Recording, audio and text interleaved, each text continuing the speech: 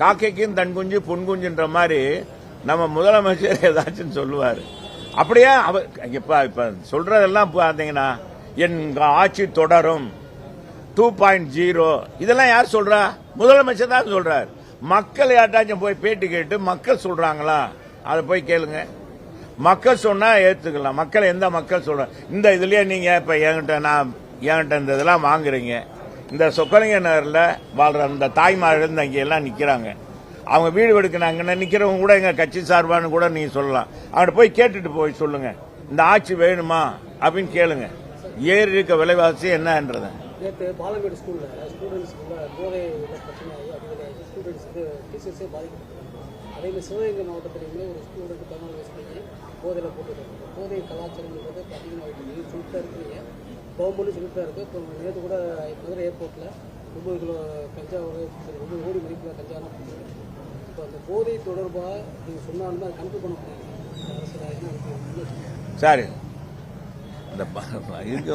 அந்த பாலாஜி ஆர்ஜே பாலாஜி இருக்கான்ல, சிரிப்பு நடிகர், அவன் சொன்ன கதை தான் சார். அது சொன்னதுதான் சார், டயலாக் தான் சார்.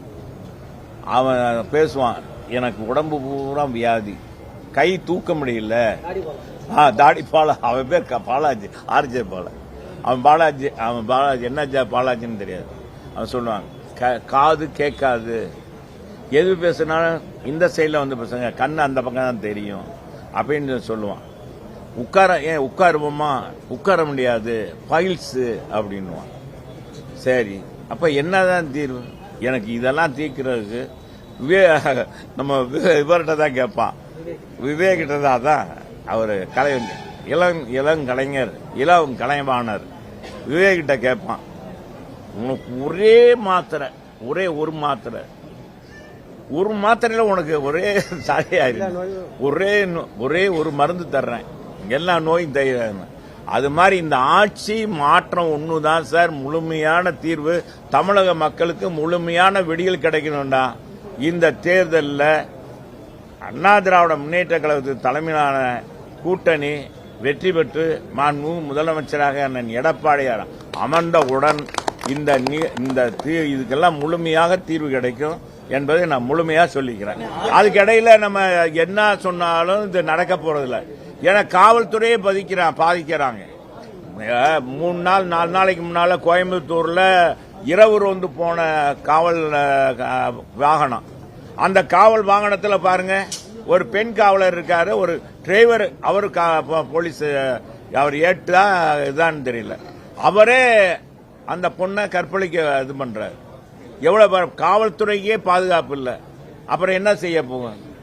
இந்த ஆட்சியில் ஒன்றும் கிடைக்காது. அதே மாதிரி முதல்வர் சொல்லியிருக்காரு, நாங்க தான் இந்த வீட்டுக்கு ஒதுக்கீடு நாங்க தான் கொண்டு வந்தோம் கூட அதுக்கு தெரிவிச்சிருக்காரு.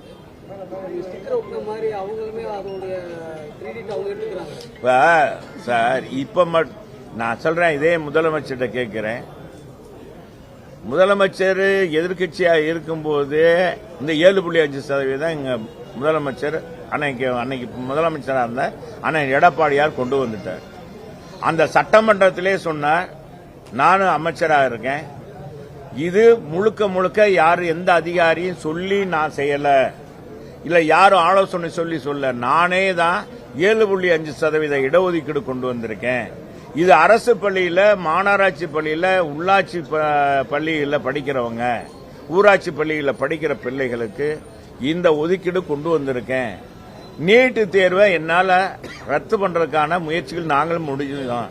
உச்ச நீதிமன்றத்தில் வழக்கு இருக்கிறதுனால அதனால முடியாது என்ற சூழ்நிலை ஏற்பட்டதுனால இதுக்கும் காங்கிரஸ் திமுக கூட்டணி தான் காரணம்.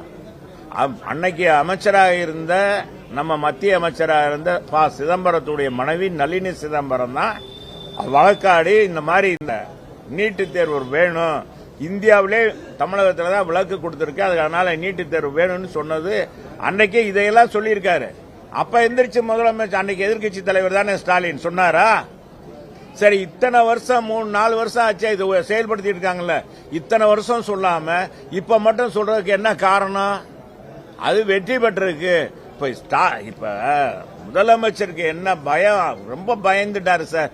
அவர் என்ன சொல்றதுன்னே தெரியல. ஐயோ, புலம்ப விட்டாங்க. இப்ப புலம்ப விட்டாங்க தேசிய.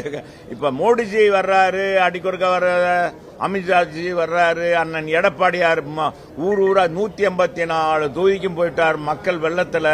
இப்படி இதெல்லாம் போகும்போது நிறைய கட்சிகள் கூட்டணி சேர்ந்த உடனே மக்களும் இன்னைக்கு எதிர்ப்பு இந்த ஆட்சியை மாற்றணும்னு நினைக்கிறதுனால புலம்புறாரு.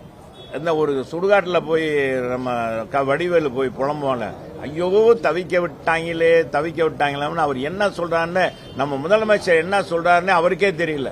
ஏதாச்சும் ஒன்று சொல்ல வேண்டியது பத்திரிகையில சொல்லணும், அன்னன்னைக்கு சொல்லிடணும் சொல்றாங்க. வேற ஒன்றும் நம்ம முதலமைச்சர் ஒன்றும் இல்லை. அவர் பயத்துல இப்ப நம்மளே தனியா காட்டுக்குள்ள போனோம்னு இருட்டுல போனா யாராச்சும் நான் ஆம்பளை யாராச்சும் காட்டுக்குள்ள போறீங்க இருட்டுல, அது மாதிரி இருட்டு ஆகி போச்சு. இன்னைக்கு திமுக என்ற அரசு முடிய போகுது, அஸ்தமனமாக போகுது. உதயசூரியன் அஸ்தமனம் போகுது, அதனால பயப்படுறாரு.